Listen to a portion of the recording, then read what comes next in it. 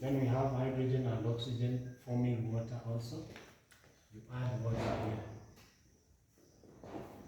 Then, look here. You use the number of oxygen atoms that are here to balance this, okay? So you put here 7, meaning we need 14 here, isn't it? Then add these two equations together, alright? Yes. But you only add if the number of electrons are balanced. Are they balanced? No. What do? Multiply the first equation by 6.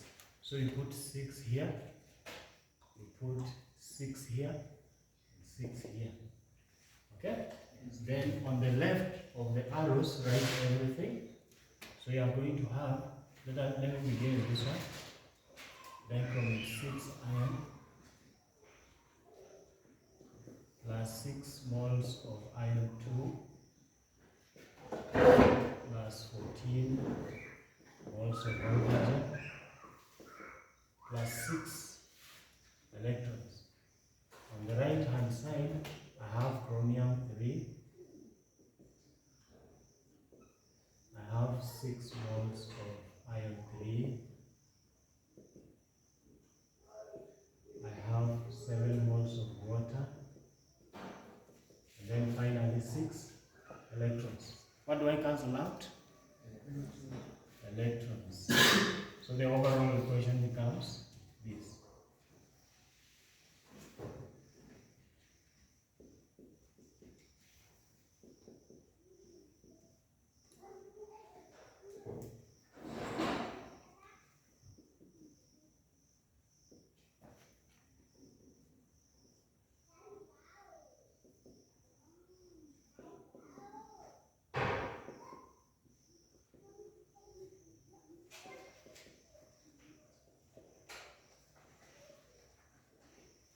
So whenever you are doing any calculations on titration involving dichromate 6 solution and iron 2 salt, this is the equation you use. Okay? Yes. What is the mole ratio between dichromate 6 and iron 2? 1 to 6. Understand? Yes. Yeah. Now let's do an example of a question of titration. Good.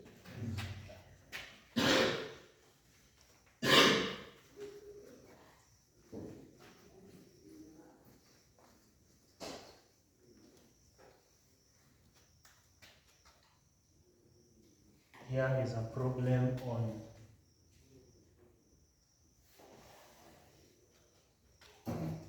redox titration.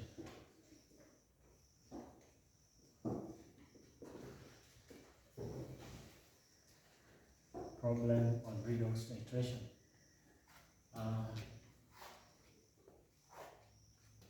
Suppose you pipette 25.0 cubic centimeters of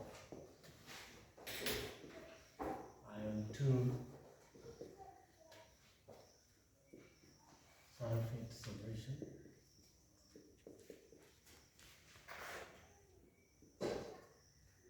and then you titrate it against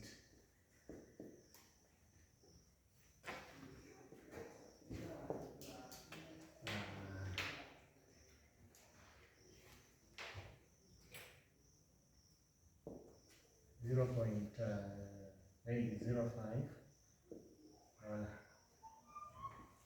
potassium permanganate solution.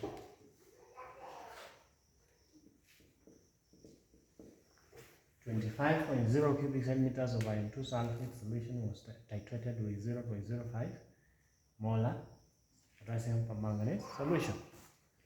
If say 18.0 cubic centimeters of potassium permanganate solution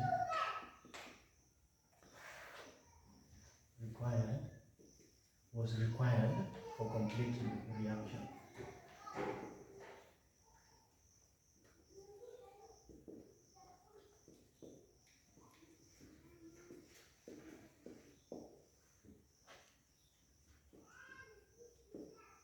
determine the concentration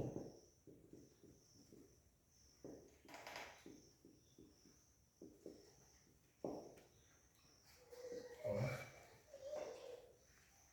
iron 2 sulfate.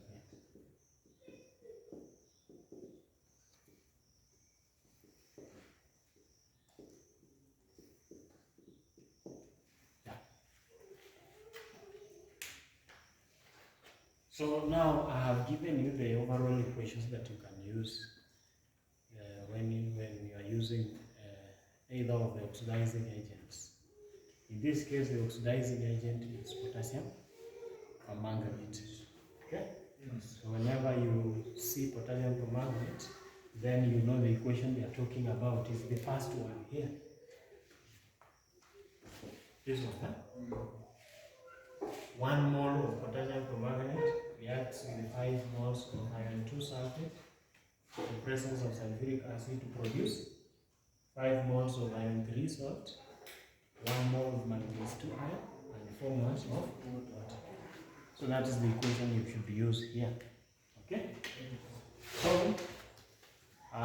you use the solution whose concentration is known and whose volume is known. Which solution is that here? You use the known to get the unknown. Okay? Sodium permanganate. We have both concentration and volume, isn't it? For the first one, we only have volume. So you use the known to get unknown. So this is how you approach it. Potassium permanganate. 0.05 means what? Molar means what? Moles in and liter. The volume used was? Work out that one quickly. So this one is 18 times 0.05 over 1,000 moles. What do you get?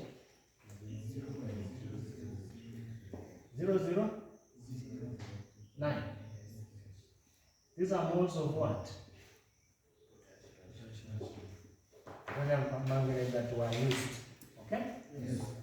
Now, to get the moles of iron 2 salt that were used, what do we need? A balanced equation. Good. So,